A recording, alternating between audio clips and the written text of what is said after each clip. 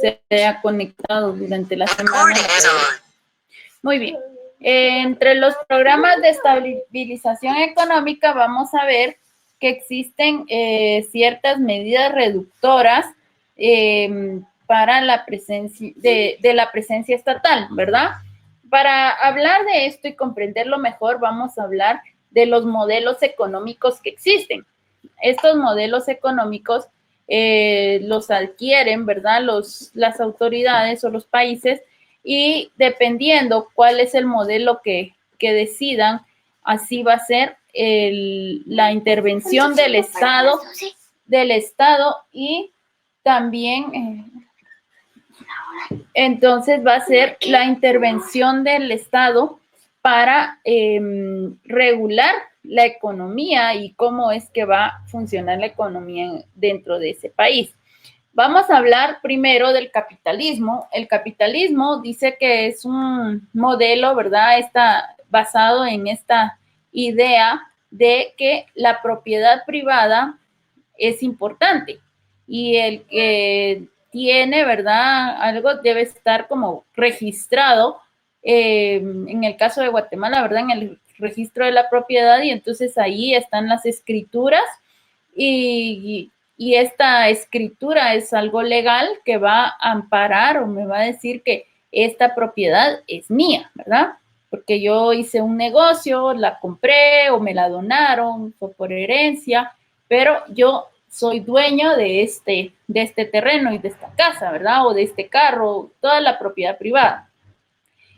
También la importancia del capital para generar riquezas es muy importante en este modelo, porque quiere decir que si yo tengo dinero, yo tengo capital para poder generar o para poder poner un negocio, una empresa, y esta empresa o este negocio me va a generar más ingresos y así voy a tener riquezas. Así es como funciona este modelo del capitalismo.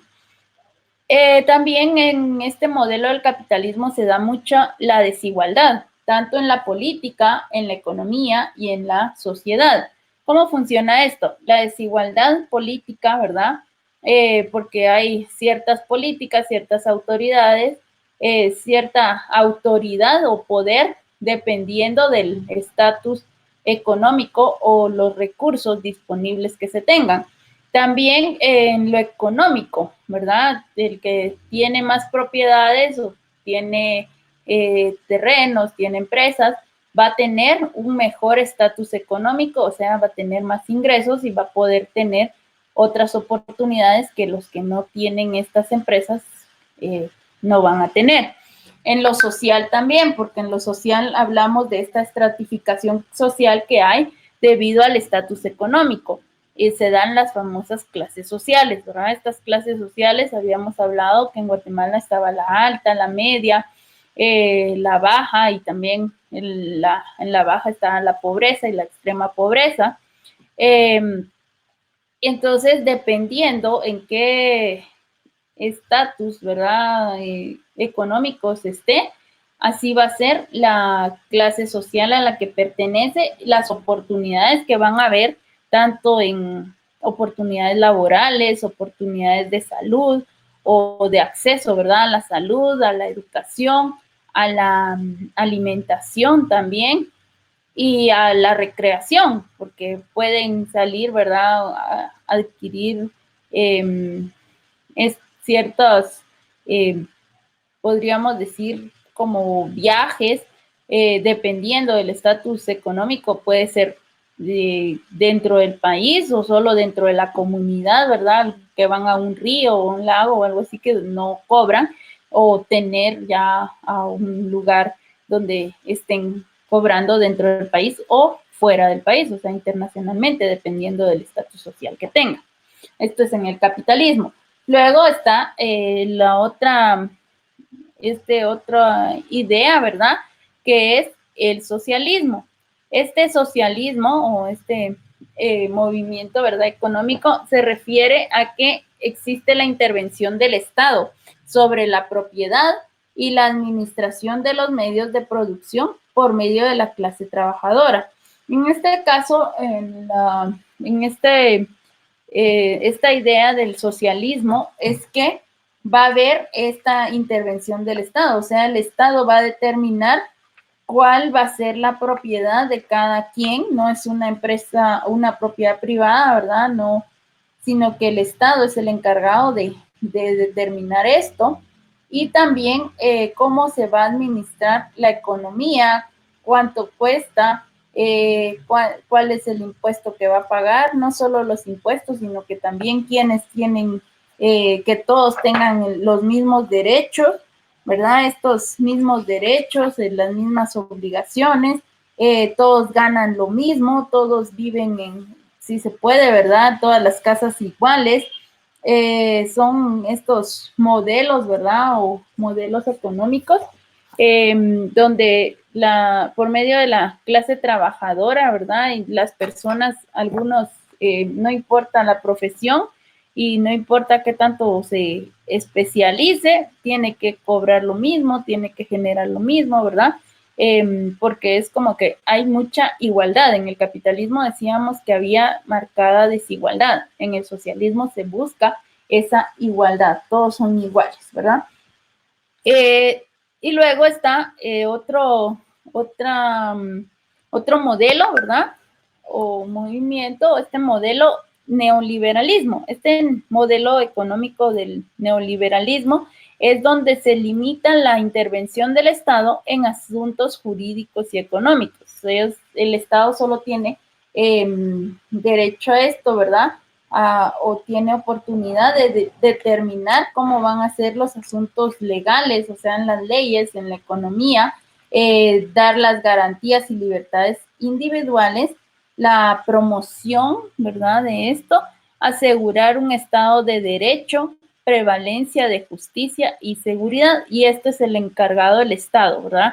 Va a proporcionar la justicia, la seguridad, pero todos los demás pueden trabajar y algunos pueden tener más, otros pueden tener menos, pero busca esto como que es un equilibrio, ¿verdad?, entre los dos modelos económicos que habíamos hablado anteriormente. Aparte de esto, entonces existen estos programas de estabilización económica en los países donde se utilizan ciertas medidas para que se vaya reduciendo la presencia estatal o el poder del Estado, podríamos decir poder estatal. Una de estas medidas es la privatización de empresas estatales. Por ejemplo, cuando todas las empresas son del gobierno, ¿verdad? Dan lo que pueden con los recursos que tienen o con los recursos asignados, y a veces es un buen servicio o a veces es un servicio a medias o un servicio que podría mejorar, pero no lo mejoran porque se dedican a otras cosas. Entonces viene esta medida como la privatización de estas empresas. Por ejemplo, aquí en Guatemala, ¿verdad? La telefonía ya no es del Estado, sino es una empresa privada. Entonces, esto también promueve la productividad y la competencia. Por ejemplo, si no, antes estaba solo, se llamaba Guatel, luego ya vendieron a alguien, a una asociación o empresa ya privada, ¿verdad? Ya se volvió una empresa privada. Y entonces, con esta oportunidad o ya siendo privada, pues entonces está promoviendo cómo va mejorando todo lo relacionado con las telecomunicaciones, nos dan servicio de internet, nos dan, tienen ciertos planes, ¿verdad? Así como adquirimos, pero también hay competencia. En el caso de la telefonía que estamos hablando es Claro y Tigo, ¿verdad? Y entonces hay oportunidad de competencia y por esta misma competencia tienen que ir mejorando el servicio o dando otros beneficios a los usuarios para que los prefieran, ¿verdad? Prefieran a unos y no a otros. Entonces, esta oportunidad de competencia también permite la productividad, porque tienen que ver cómo mejoran, tienen que ser más productivos si quieren ganar más. En cambio, si es solo del Estado y solo esa empresa existe, pues los usuarios tienen que conformarse con lo que hay, podríamos decir ahí, y no hay opciones de buscar en otros lados. Por eso, pues, es una de las medidas reductoras donde se reduce esa presencia del Estado y puede ser mejorar. La liberación de precios también, que el Estado sí puede poner leyes, impuestos, pero que se dé esa liberación en base a oferta y demanda, ¿verdad? Si hay más productos, menos precio, o si hay menos productos, un poco más el precio. También la aplicación de subsidios.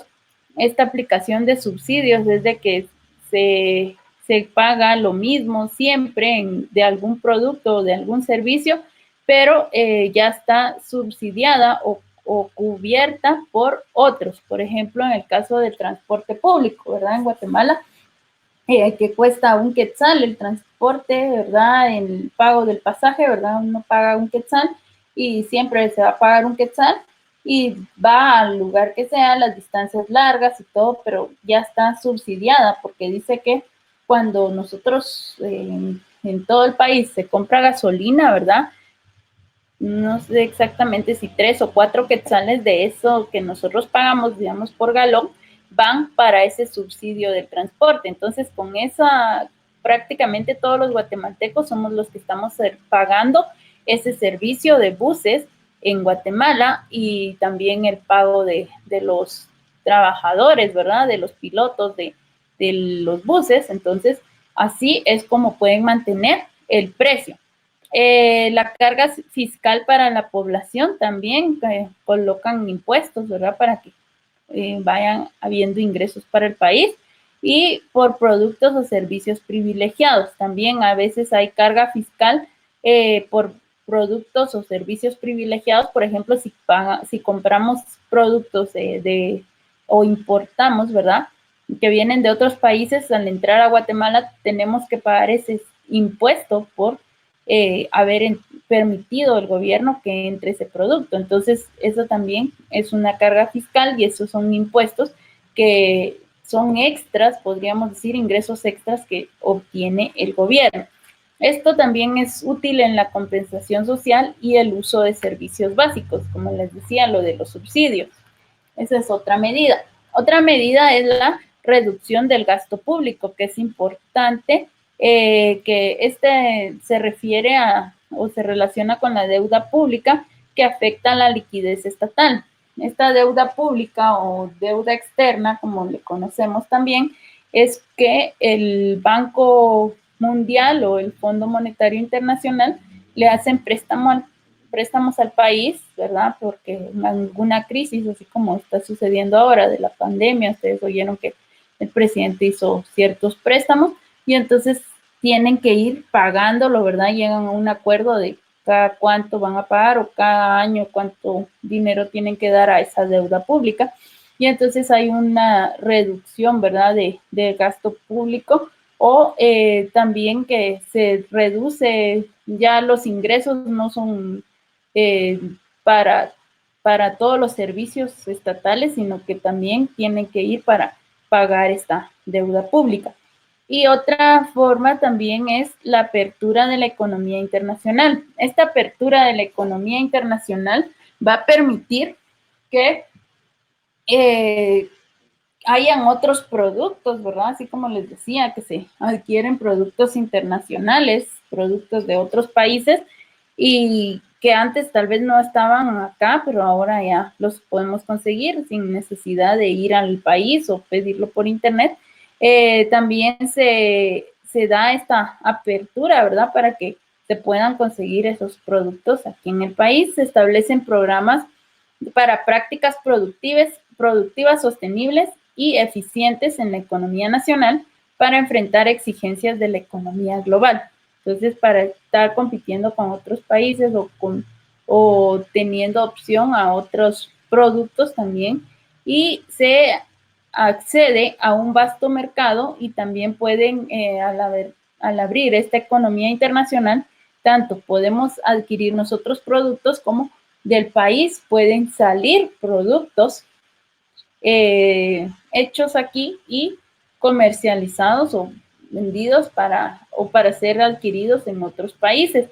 Y se colocan esos productos y generan fuentes de empleo y recaudaciones tributarias también. Por ejemplo, cuando se abre, ¿verdad?, esta economía internacional también ayuda a que vengan otras empresas a colocarse aquí, tal vez así como habíamos hablado, ya sean empresas transnacionales, ¿verdad? O multinacionales, y estas empresas colocan aquí sus sucursales, sus fábricas, dependiendo qué es lo que necesiten, y esto va a generar fuentes de empleo y esto ayuda a la economía, al final a la economía del país, ¿verdad? Entonces, de esto se tratan los programas de estabilización económica o cómo es que se estabiliza la economía en el país o cómo se ayuda a la economía en el país.